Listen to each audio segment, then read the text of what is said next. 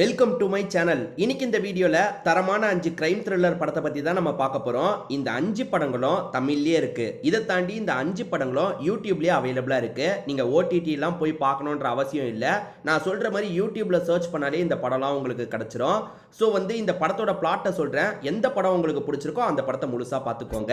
இந்த லிஸ்ட்ல நம்ம ஃபர்ஸ்டா பார்க்க போற படத்தோட பேரு ஜென்ம நட்சத்திரம் அப்படின்றது. ஆக்சுவலா இந்த பேர்ல ஒரு பழைய படமும் இருக்கு. இப்போ புதுசா இந்த படத்தை எடுத்திருக்காங்க. எந்த டீம் தெரியுமா இந்த படத்தை எடுத்தாங்க? ஒரு நொடின்னு ஒரு படம் வந்தது பாத்தீங்களா? ஏறக்குறைய அந்த படத்துல ஹீரோவா வந்தவர் தான் இந்த படத்துலயும் ஹீரோவா நடிச்சிருப்பாரு. டெக்னிக்கல் டீம்லாம் சேமா தான் இருப்பாங்க. ஆனா நடிச்சவங்க எல்லாம் மட்டும் நிறைய மாறி இருப்பாங்க. சரி, இந்த படத்தோட கதையை பத்தி நம்ம பார்ப்போம். இந்த படம் இப்ப ஜென்ம நட்சத்திரம்னு போட்டீங்கன்னா உங்களுக்கு யூடியூப்லயே கிடைச்சிரும். சரி, முதல்ல நான் இந்த படத்தோட கதையை பத்தி சொல்றேன். நம்ம ஹீரோவும் ஹீரோயினும் லவ் பண்ணிட்டு இருக்காங்க. ஃப்ரெண்ட்ஸோட ஹெல்ப்போட அவங்க வீட்டுல சேர்ந்து தங்கிட்டு இருக்காங்க. நம்ம ஹீரோயினை பொறுத்த வரைக்கும் எப்ப பாரு ஒரு கெட்ட கனவு வருது. அதாவது வானத்துல இருந்து யாரோ வர மாதிரியும் இவங்களை கூப்பிடுற மாதிரியும் இவங்களுக்கு தோணிட்டு இருக்கு. இதை பத்தி ஹீரோ கிட்ட இவங்க சொல்லிட்டு இருக்காங்க.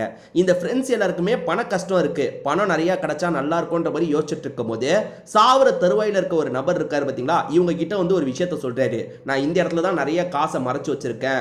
என்னால இதுக்கப்புறம் எதுவுமே பண்ண முடியாது. என் உயிருக்கு போராடிட்டு இருக்க பையனை காப்பாத்துங்க. அந்த பையனை காப்பாத்தி மீதி காசெல்லாம் நீங்களே எடுத்துக்கோங்கன்ற மாதிரி சொல்றாரு. அவர் கோடி கணக்கில் வச்சிருக்கிறதா சொல்றாரு. அந்த இடத்துக்கு நம்ம போலாம். அவர் சொன்ன காசை நம்ம எடுக்கலாம். அவர் பையனை காப்பாத்தலான்ற மாதிரி இவங்க யோசிக்க ஆரம்பிக்கிறாங்க. ஃப்ரெண்ட்ஸா ஒரு 6-7 பேர் சேர்ந்த மாதிரி அந்த இடத்துக்கு போறாங்க. அது ஒரு பழைய ஃபேக்டரி மாதிரி தான் இருக்கும். அவர் காசை வச்சேன்னு சொல்லியிருப்பாரு. எங்க வச்சேன்றதை சொல்லியிருக்க மாட்டாரு. இவங்க தான் தேடி ஆகணுன்ற ஒரு நிலைமையா இருக்கும். இவங்க தேடிட்டு இருக்கும் போது நிறைய அமானுஷ்யமான விஷயங்கள்லாம் நடக்குது. இந்த ஃப்ரெண்ட்ஸ்லயே ஒவ்வொருத்தரா கொல்லப்படுறாங்க. இந்த கொலையெல்லாம் பண்றது யாரு, எப்படி இதெல்லாம் நடக்குது அப்படின்ற மாதிரி பல கேள்வி இருக்கும். ஏன்னா கொஞ்சம் அமானுஷ்யம் கலந்து தான் இந்த கதையை சொல்லியிருப்பாங்க. ரொம்பவே சூப்பரான படம்னு சொல்லலாம். இது வரைக்கும் நீங்க பார்க்கலனா ஒன்ஸ் ஸ்கிப் பண்ணாம இந்த படத்தை பார்த்துருங்க. காமெடி போர்ஷன் மட்டும் தான் தேவையில்லாம இந்த படத்துல பண்ணிருப்பாங்க. மற்றபடி ஒரு சூப்பரான படம்னு சொல்லலாம். இந்த லிஸ்ட்ல நம்ம செகண்டா பார்க்க போற படத்தோட பேரு பொம்மல்ல கொலுவோ அப்படின்றது. இது ஒரு தெலுங்கு கிரைம் த்ரில்லர் படம்னு சொல்லலாம். இந்த படம் இந்த பேர்ல தமிழ்ல இல்ல, மிஸ்ஸிங்ன்ற பேர்ல தமிழ்ல இந்த படம் இருக்கு. மிஸ்ஸிங் தமிழ் டப்டு மூவின்னு போட்டீங்கன்னா இந்த படம் கண்டிப்பா உங்களுக்கு கிடைச்சிரும். விஐபி படத்துல தனுஷோட தம்பியா ஒருத்தர் ஒருவர் பாத்தீங்களா? அவர் தான் இந்த படத்துல லீட் ரோலே பண்ணிருப்பாரு. ரொம்ப வித்தியாசமான படம், நல்ல படம்னு சொல்லாங்க. இந்த படத்தோட பிளாட்டை பத்தி சொல்றேன். நம்ம ஹீரோவை பொறுத்த வரைக்கும் ஒரு காதலி இருக்காங்க. அந்த காதலியை மீடியா பர்சன், அதாவது கிரைம் ரிப்போர்ட் எல்லாம் எடுப்பாங்கல்ல, அந்த மாதிரி ஒரு மீடியா பர்சன் இருப்பாங்க. இவங்க வீட்டுக்கு எதிராக குணான்ற ஒரு நபர் இருப்பாரு. அந்த நபரோட ஆக்டிவிட்டிலாம் இவங்களுக்கு கொஞ்சம் அமானுஷ்யமா இருக்கு. அவர் பண்ற எல்லாமே ரொம்ப அமானுஷ்யமா இருக்கு. சீரியல் கில்லரா இருப்பாரோ, இவர் நிறைய கொலைலாம் பண்ணிருப்பாரோ அப்படின்ற மாதிரி இந்த பொண்ணு யோசிச்சுட்டு இருக்காங்க. இதை பத்தி அப்பப்ப நம்ம ஹீரோ கிட்டயும் சொல்றாங்க. ஹீரோ அதெல்லாம் பெருசா எடுத்துக்க மாட்டாரு. நீ தான் தேவையில்லாம யோசிக்கிற, நீ கிரைம் ரிப்போர்ட்டரா வேலை பார்க்கறல்ல, அதனால தான் இந்த மாதிரிலாம் யோசிக்கிற அப்படின்ற மாதிரி இவரும் சொல்றாரு.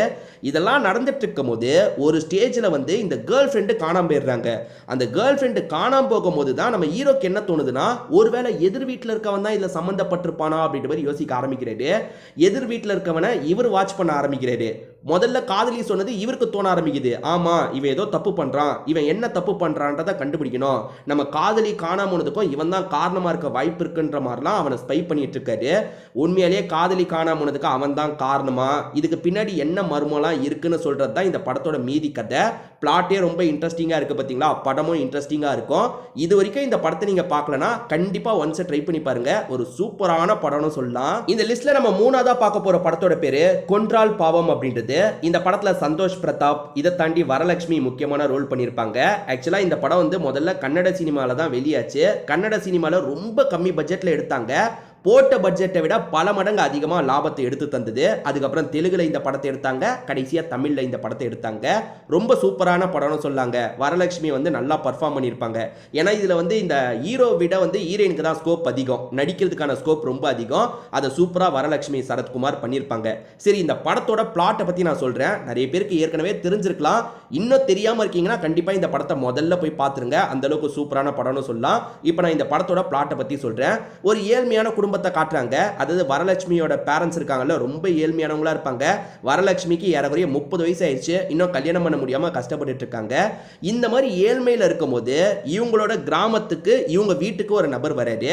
அந்த நபர் என்ன சொல்றாருன்னா, ஒரு நாள் மட்டும் இங்க நான் தங்கிக்கலாமா, இடம் தருவீங்களா அப்படின்ற மாதிரி கேட்கிறாரு. அதெல்லாம் தாராளமா தங்கிக்கோங்கன்ற மாதிரி சொல்லிடுறாங்க. அப்படி தங்கிட்டு இருக்க நபர்கிட்ட நிறைய காசு இருக்கு. இவங்க ஏழ்மையில இருக்காங்க, அவர்கிட்ட நிறைய காசு இருக்கு. பேசாம காசுக்காக இவர் கதையை முடிச்சிட்டா என்ன, நம்ம அதுக்கப்புறம் வசதியா இருக்கலாம்ல அப்படின்ற மாதிரி யோசிக்க ஆரம்பிக்கிறாங்க. இவரோட கதையை முடிக்கிறதுக்காக நிறைய பிளான்லாம் போட்டுட்டு இருக்காங்க. அதாவது அப்பா அம்மா பொண்ணுன்னு 3 பேருமே சேர்ந்த மாதிரி நிறைய பிளான் போட்டுட்டு இருக்காங்க. கடைசியில் இவங்க பிளானை இவங்க எக்ஸிக்யூட் பண்ணாங்களா இல்லையான்னு சொல்றது தான் இந்த படத்தோட மீதி கதை. முடிவில் நீங்கள் கொஞ்சம் கூட எதிர்பார்க்காத ஒரு ட்விஸ்ட்டை வச்சிருப்பாங்க. ரொம்ப ரொம்ப ஷாக்கிங்கான ட்விஸ்ட்டாக இருக்கும். அதுதான் அதாவது இந்த படத்தோட கதையில் வந்து அந்த ட்விஸ்ட் தான் முக்கியமான விஷயமே. சூப்பராக இருக்கும். இது வரைக்கும் பார்க்கலன்னா கண்டிப்பாக ட்ரை பண்ணி பாருங்க. இந்த லிஸ்ட்டில் நம்ம 4ஆவதா பார்க்க போகிற படத்தோட பேர் வல்லமை அப்படின்றது. இந்த படத்தில் பிரேம்ஜி தான் முக்கியமான ரோல் பண்ணியிருப்பாரு. பிரேம்ஜியை பொறுத்த வரைக்கும் காமெடி கேரக்டர் அப்படின்ற மாதிரி தானே யோசிப்போம். நிறைய காமெடி ரோல் தானே பண்ணியிருக்காரு. ஆனால் இந்த படத்தில் சீரியஸான ஒரு அப்பா ரோலை பண்ணியிருப்பாரு. ரொம்ப டீசெண்டாக பர்ஃபார்ம் பண்ணியிருப்பாருங்க. இந்த படத்தோட கதையை பற்றி நான் சொல்கிறேன். நிச்சயமாக இந்த படத்தை நீங்கள் பாருங்கள். ஏன்னா வந்து இந்த காலத்தில் நிறைய இந்த மாதிரி விஷயங்கள்லாம் நடக்குது. நீங்களுமே இந்த படத்தை பார்த்தீங்கன்னா உங்களுக்கும் வந்து கொஞ்சம் கவனமாக இருக்கலான்ற எண்ணம் வரதுக்கான வாய்ப்பு இருக்குது. நான் முதல்ல இந்த படத்தோட பிளாட்டை பற்றி சொல்கிறேன். ஆக்சுவலாக நம்ம பிரேம்ஜியோட ஒய்ஃப் இருக்காங்கல்ல, இந்த படத்தை பொறுத்த வரைக்கும் பிரேம்ஜியோட ஒய்ஃப் இறந்து போயிடுவாங்க. அதே மாதிரி பிரேம்ஜிக்கும் காது கேட்காத பிரச்சனை இருக்கும்.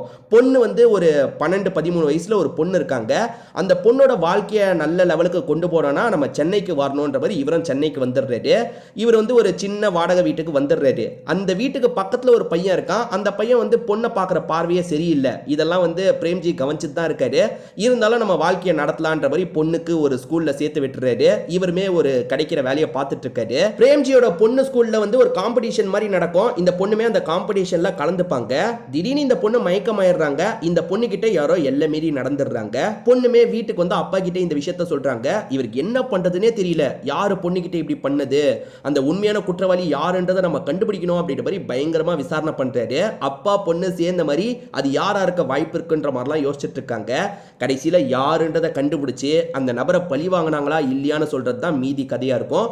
ரொம்பவே நல்ல படம்னு சொல்லலாம். சின்ன படம் தான். இப்பதான் இந்த படம் யூடியூப்ல இருக்கு. பார்க்கணும்னு நினைக்கிறவங்க பாருங்க. இந்த லிஸ்ட்ல நம்ம கடைசியா பார்க்க போற படத்தோட பேரு டெவில் தி பிரிட்டிஷ் ஏஜென்ட் அப்படின்றது. இது ஒரு சூப்பரான தெலுங்கு கிரைம் த்ரில்லர் படம்னு சொல்லலாம். பீரியாடிக் செட்டப்ல அமைச்சிருப்பாங்க. அதாவது சுதந்திரம்லாம் கிடைக்கிறதுக்கு முன்னாடி வெள்ளக்காரங்க ஆட்சி செஞ்சாங்க பார்த்தீங்களா, அப்ப நடக்கிற மாதிரி தான் இந்த படத்தோட கதை இருக்கும். இந்த படத்துல நந்தமுரி கல்யாண் ராமோ அதுக்கப்புறம் சம்யுக்தா மேனனோ முக்கியமான ரோல் பண்ணியிருப்பாங்க. நான் முதல்ல இந்த படத்தோட பிளாட்டை பத்தி சொல்றேன். ஆக்சுவலா அந்த டைம் ஜமீன்தார்களா இருந்தாங்க பார்த்தீங்களா, அந்த மாதிரி ஜமீன்தாரோட ஒரு பொண்ணு வந்து கொலை செய்யப்படுறாங்க. இந்த கொலை கேஸை விசாரிக்கிறது வெள்ளக்காரங்க இருக்காங்கல்ல, அவங்க கிட்ட வேலை பார்க்குற ஒரு ஏஜென்ட் அனுப்புறாங்க. அதுதான் நம்ம ஹீரோவா இருக்கும். நம்ம ஹீரோவை பொறுத்த வரைக்கும் வெள்ளக்காரங்களுக்கு கீழே வேலை பார்க்குற ஒரு தெலுங்கரா இருப்பாரு. அதாவது இது தெலுங்கு படம்ல, அதனால அவர் தெலுங்கரா இருப்பாரு. அவருமே அந்த வீட்டுக்கு வராரு. ஜமீன்தார் பொண்ணை யாரு கொலை பண்ணியிருக்க வாய்ப்பு இருக்குன்ற மாதிரி விசாரணை பண்றாரு. அந்த வீட்டில் இருக்க பொண்ணு தான் சம்யுக்தா மேனனா இருப்பாங்க. அவங்க மேலேயும் சந்தேகம் வருது. இதை தாண்டி அந்த வீட்டில் ஒரு ஹஸ்பண்ட் அண்ட் ஒய்ஃப் இருப்பாங்க. அவங்க மேலேயும் சந்தேகம் வருது. இவர் பயங்கரமா விசாரணை பண்றாரு. ஆக்சுவலா இந்த கொலைக்கு பின்னாடி வேற ஒரு பெரிய காரணமும் இருக்கிறதா இவர் யோசிக்கிறாரு. அந்த காரணம் என்னன்ற மாதிரி ஒரு கேள்வி இருக்குல்ல, அதுக்கெல்லாம் இந்த படத்துல பதில் இருக்கும். இந்த படத்துல நீங்க எதிர்பார்க்காத நிறைய ட்விஸ்ட் அண்ட் டர்ன்ஸ்லாம் வச்சிருப்பாங்க.